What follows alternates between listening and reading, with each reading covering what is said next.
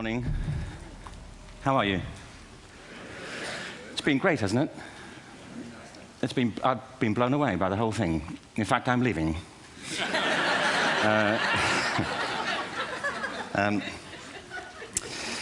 There have been three themes, haven't there, running through the conference, which are relevant to what I want to talk about. One is the extraordinary evidence of human creativity in all of the presentations that we've had and in all the people here. Just the variety of it and the range of it. The second is that it's put us in a place where we have no idea what's going to happen in terms of the future. No idea how this may play out. I have an interest in education. Actually, what I find is everybody has an interest in education. Don't you? I find this very interesting. If you're at a dinner party and you say you work in education, actually, you're not often at dinner parties, frankly,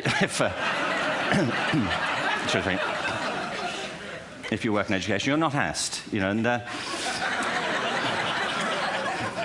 and you're never asked back, curiously. That's I think it strikes me. But if you are, and you say to somebody, they say, what do you do? And you say, you work in education, you can see the blood run from their face. They think, oh my God, you know, why me? It's my one night out all week. But if you ask people about their education, they pin you to the wall. Because it's one of those things that goes deep with people. Am I right? Like religion and money and other things. So I have a big interest in education, and I think we all do. We have a huge vested interest in it, partly because it's education that's meant to take us into this future that we can't grasp. If you think of it, children starting school this year will be retiring in 2065. Nobody has a clue, despite all the expertise that's been on parade for the past 4 days, what the world will look like in 5 years' time. And yet we're meant to be educating them for it. So the unpredictability, I think, is extraordinary. And the third part of this is that we've all agreed, nonetheless, on the really extraordinary capacities that children have, their capacities for innovation. I mean, Serena last night was a marvel, wasn't she? Just seeing what she could do. And she's exceptional, but I think she's not, so to speak, exceptional in the whole of childhood. What you have there is a person of extraordinary dedication who found a talent. And my contention is all kids have tremendous talents, and we squander them pretty ruthlessly.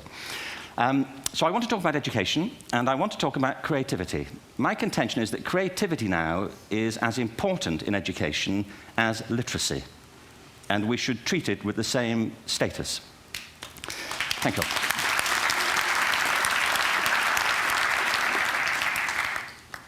That was it, by the way. Thank you very much. So, 15 minutes left. Well, I was born... No, I had a great story recently, I love telling it, of a little girl who was in a drawing lesson. She was 6, and she was at the back drawing, and the teacher said this little girl hardly ever paid attention. And in this drawing lesson, she did. And the teacher was fascinated. She went over to her and she said, what are you drawing? And the girl said, I'm drawing a picture of God. And the teacher said, but nobody knows what God looks like. And the girl said, they will in a minute.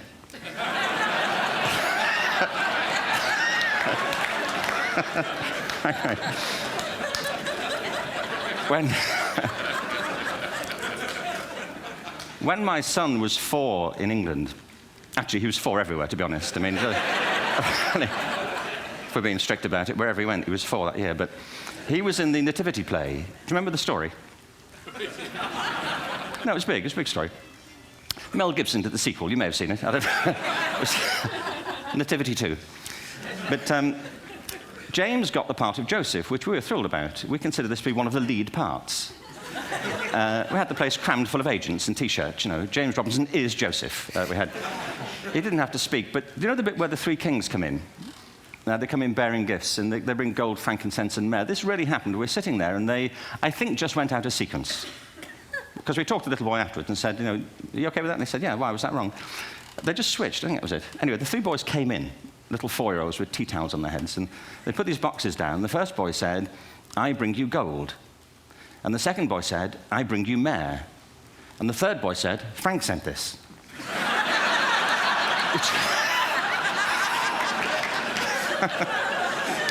It's great.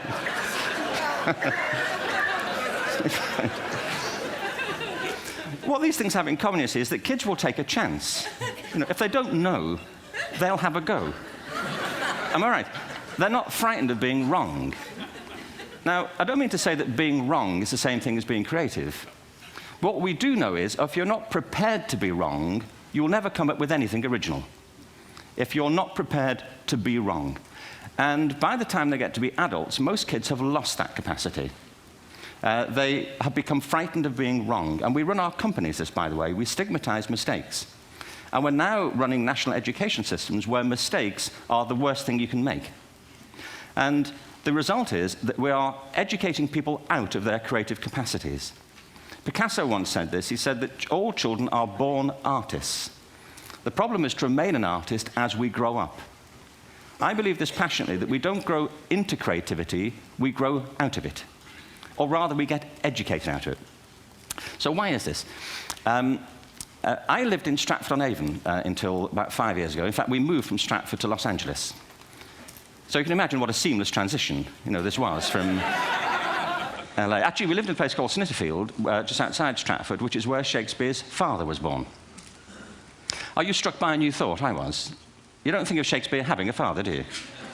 Do you? Because you don't think of Shakespeare being a child. Do you? Shakespeare being 7. I never thought of it. I mean, he was 7 at some point. He was in somebody's English class, wasn't he? Do you understand? Really? How annoying would that be?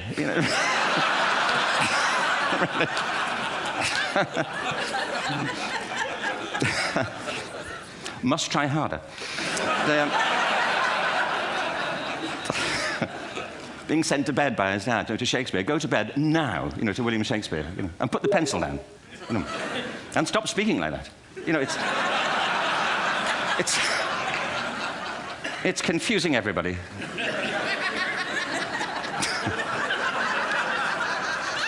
Anyway, we moved from Stratford to Los Angeles, and I just want to say a word about the transition. Actually, my son didn't want to come. I've got 2 kids. He's 21 now, and my daughter's 16. He didn't want to come to Los Angeles. He loved it, but he had a girlfriend in England. This was the love of his life, Sarah. He'd known her for a month. Mind you, they'd had their 4th anniversary, because it's a long time when you're 16.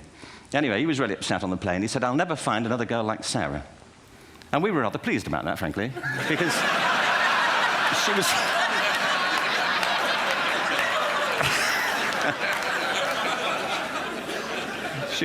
she was the main reason we were leaving the country.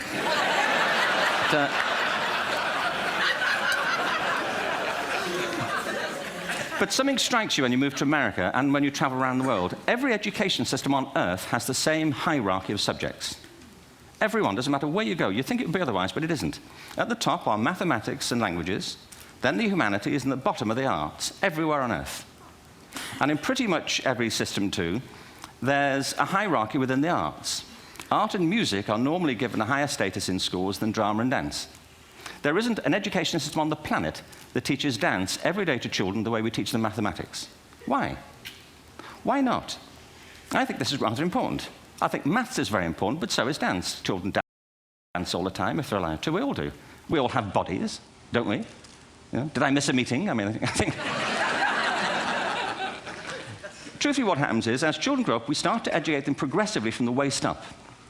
And then we focus on their heads, and slightly to one side.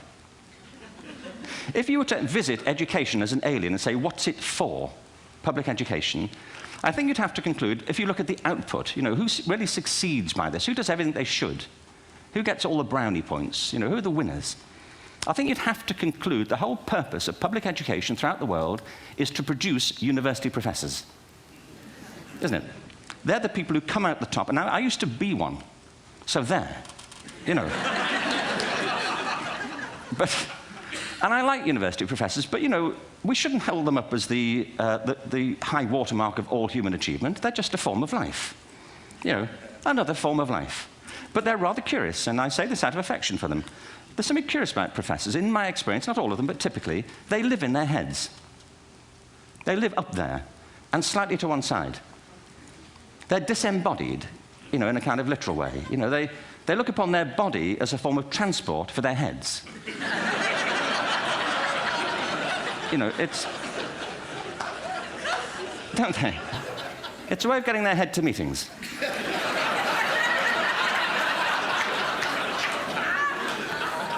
If you want real evidence of out-of-body experiences, by the way, get yourself along to a residential conference for senior academics and pop into the discotheque on the final night.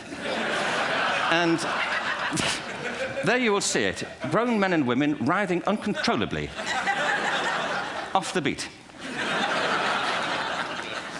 waiting to it end so they can go home and write a paper about it. Now, our education system is predicated on the idea of academic ability.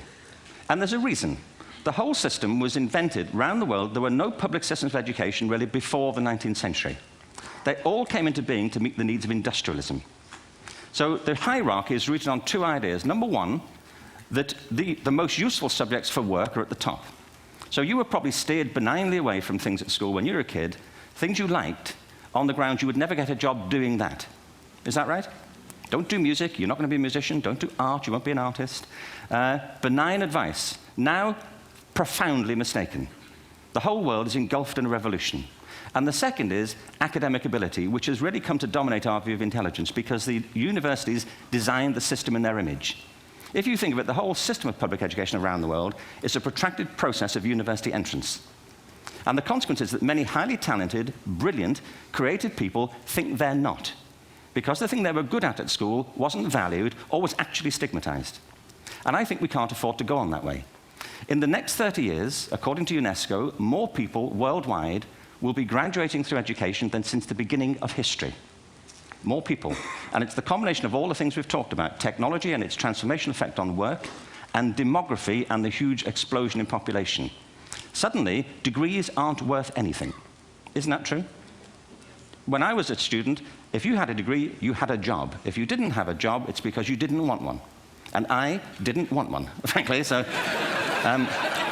but now, kids with degrees are often heading home to carry on playing video games because you need an MA, where the previous job required a BA, and now you need a PhD for the other. It's a process of academic inflation, and it indicates the whole structure of education is shifting beneath our feet. We need to radically rethink our view of intelligence. We know three things about intelligence. One, it's diverse. We think about the world in all the ways that we experience it. We think visually, we think in sound, we think kinesthetically, we think in abstract terms, we think in movement. Secondly, intelligence is dynamic. If you look at the interactions of a human brain, as we heard yesterday from a number of presentations, intelligence is wonderfully interactive. The brain isn't divided into compartments.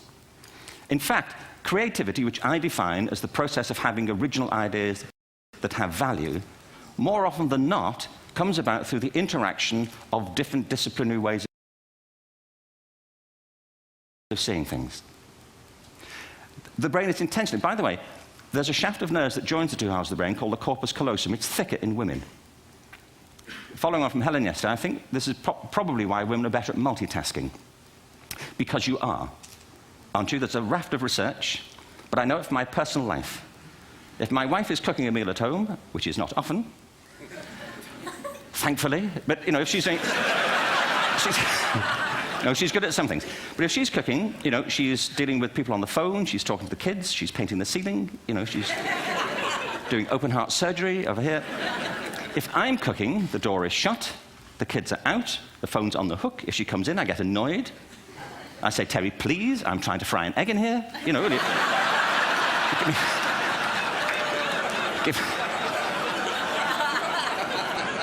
Give me a break. Actually, there was do you know that old philosophical thing? If a tree falls in a forest and nobody hears it, did it happen? Remember that old chestnut? I saw a great T-shirt really recently which said, if a man speaks his mind in a forest and no woman hears him, is he still wrong?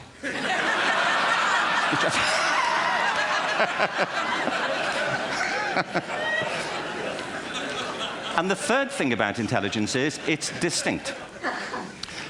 I'm doing a new book at the moment called Epiphany, which is based on a series of interviews with people about how they discovered their talent. I'm fascinated by how people got to be there. It's really prompted by a conversation I had with a wonderful woman who most people have never heard of. She's called Gillian Lynn. Have you heard of her? Some have. She's a choreographer, and everybody knows her work. She did Cats and Phantom of the Opera. She's wonderful. I used to be on the board of the Royal Ballet in England, as you can see. And anyway, Jill and I had lunch one day. I said, how'd you get to be a dancer? And she said it was interesting. When she was at school, she was really hopeless. And the school in the 30s wrote to her parents and said, we think Gillian has a learning disorder.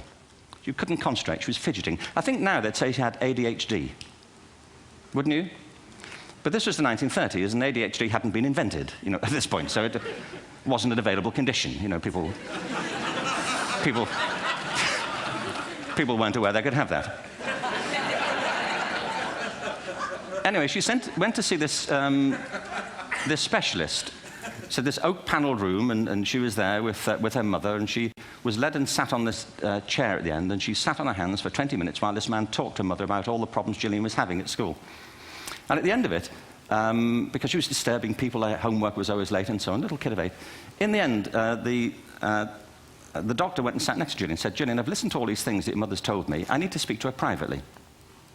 So he said, wait here, we'll be back. We won't be very long. And they went and left her. But as they went out the room, he turned on the radio that was sitting on his desk. And when they got out the room, he said to her mother, just stand and watch her. And the minute they left the room, she said she was on her feet, moving to the music. And they watched for a few minutes, and he turned to her mother, and he said, Mrs. Lynn, Gillian isn't sick. She's a dancer. Take her to a dance school. I said, what happened? He said, she did. I can't tell you how wonderful it was. We walked in this room, and it was full of people like me. People who couldn't sit still. People who had to move to think. Who had to move to think. They did ballet, they did tap, they did jazz, they did modern, they did contemporary. She was eventually auditioned for the Royal Ballet School. She became a soloist. She had a wonderful career at the Royal Ballet. She eventually graduated from the Royal Ballet School, found her own company, the Gillian Dance Company, met Andrew Lloyd Webber. She's been responsible for some of the most successful musical theatre productions in history. She's given pleasure to millions, and she's a multi-millionaire. Somebody else might have put her on medication and told her to calm down. Now, I think...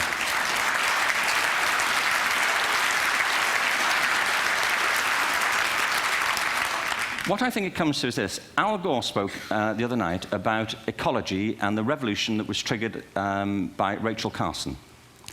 I believe our only hope for the future is to adopt a new conception of human ecology, one in which we start to reconstitute our conception of the richness of human capacity.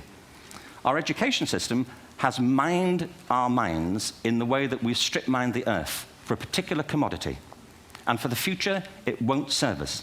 We have to rethink the fundamental principles on which we're educating our children. There was a wonderful quote by Jonas Salk, who said, if all the insects were to disappear from the earth, within 50 years, all life on earth would end. If all human beings disappeared from the earth, within 50 years, all forms of life would flourish. And he's right. What TED celebrates is the gift of the human imagination.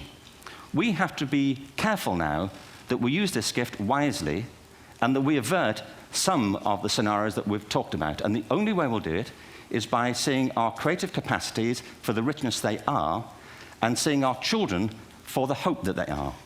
And our task is to educate their whole being so they can face this future. By the way, we may not see this future, but they will.